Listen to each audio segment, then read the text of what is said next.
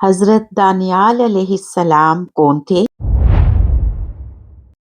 حضرت دانیال علیہ السلام کو شیروں کی کچھار میں کیوں پھینکا گیا؟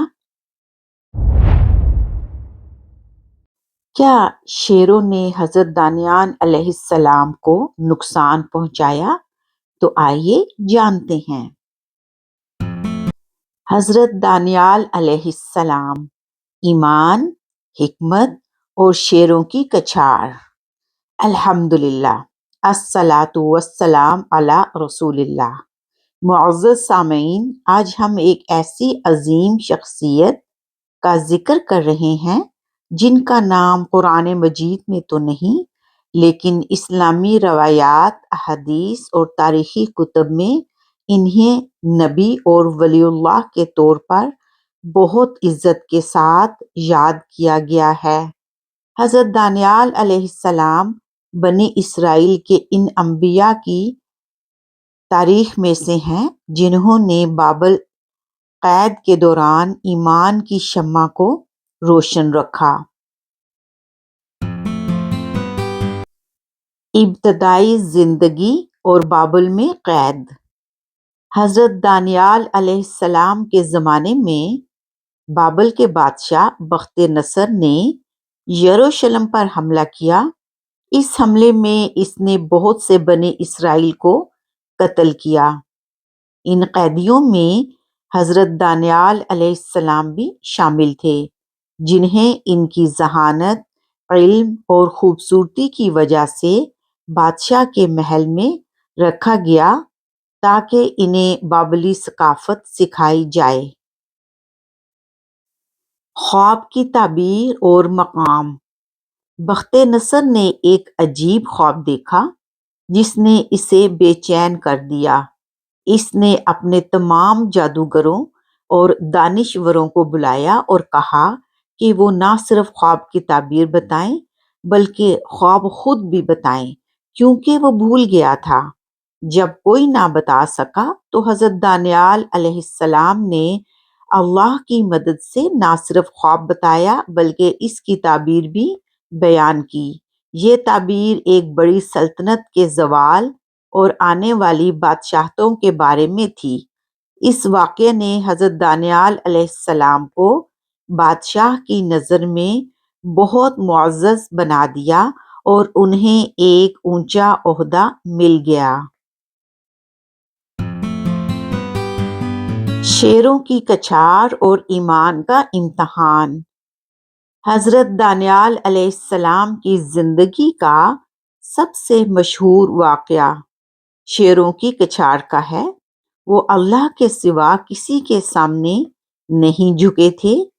ان کے دشمنوں نے بادشاہ کو ورغلایا کہ ایک قانون بنایا جائے کہ 30 دن تک کوئی شخص کسی خدا یا انسان سے دعا نہ کرے سوائے بادشاہ کے۔ حضرت دانیال علیہ السلام نے اس حکم کو مسترد کیا اور ہمیشہ کی طرح اپنے گھر میں کھلی کھڑکی کے سامنے یروشلم کی طرف منہ کر کے دن میں 3 بار اللہ کی عبادت کی۔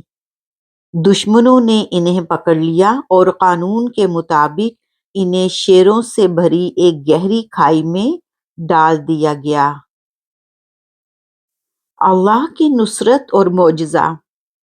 روایات میں آتا ہے کہ بخت نصر نے 2 شیروں کو بھوکا رکھ کر اس گڑھے میں ڈالا تھا، لیکن حضرت دانیال علیہ السلام کو وہاں ڈالا گیا تو شیروں نے ان پر حملہ نہیں کیا۔ روایات کے مطابق اللہ نے حضرت یرمیاہ علیہ السلام جو اس وقت شام میں تھے ان کو حکم دیا کہ دانیال کے لیے کھانا لے جائیں۔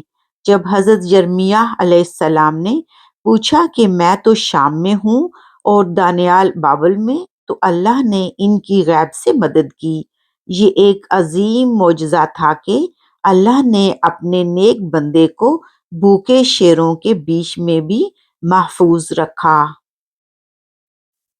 رہائی اور بادشاہ کی توبہ۔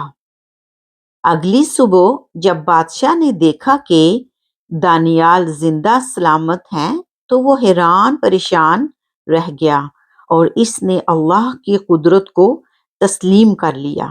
اس نے دانیال علیہ السلام کو باہر نکالا اور ان کے دشمنوں کو انہی شیروں کے سامنے ڈال دیا۔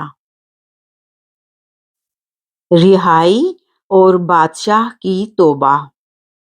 اگلی صبح جب بادشاہ نے دیکھا کہ دانیال زندہ سلامت ہیں تو وہ حیران پریشان رہ گیا اور اس نے اللہ کی قدرت کو تسلیم کر لیا۔ اس نے دانیال علیہ السلام کو باہر نکالا اور ان کے دشمنوں کو انہی شیروں کے سامنے ڈال دیا۔ حضرت دانیال علیہ السلام اور عمر فاروق رضی اللہ تعالی عنہ۔ حضرت دانیال علیہ السلام کی وفات کے بعد ان کا جسد خاکی محفوظ رہا۔ جب حضرت عمر فاروق رضی اللہ تعالی عنہ کے دور خلافت میں فتح کیا تو اسلامی لشکر نے انہیں وہاں ایک تابوت ملا جس میں انہیں حضرت دانیال علیہ السلام کی لاش ملی۔ اس کے سرہانے ایک کتاب تھی۔ حضرت عمر فاروق رضی اللہ تعالی عنہ نے حضرت ابو موسیٰ اشعری رضی اللہ تعالی عنہ کو حکم دیا کہ انہیں دفن کر دیں۔ روایات کے مطابق آپ رضی اللہ تعالی عنہ نے فرمایا، یہ اللہ کے نبی دانیال علیہ السلام ہیں، ان کی لاش کو غسل دیں، خوشبو لگائیں اور اس طرح دفن کریں جیسے انبیاء علیہ السلام کو دفن کیا جاتا ہے۔ یہ بھی کہا جاتا ہے کہ انہیں خفیہ طور پر دفن کیا گیا تاکہ لوگ ان کی قبر کو فتنہ نہ بنا لیں۔ امت مسلمہ کے لیے سبق۔ حضرت دانیال علیہ السلام کی زندگی ہمیں سکھاتی ہے کہ ایمان پر قائم رہنا چاہیے، حالات کتنے ہی سخت کیوں نہ ہوں۔ مشکلات میں صرف اللہ سے مدد مانگنا، علم اور حکمت کے ذریعے حق کو ثابت کرنا، موت سے ڈرے بغیر اللہ کی اطاعت کرنا۔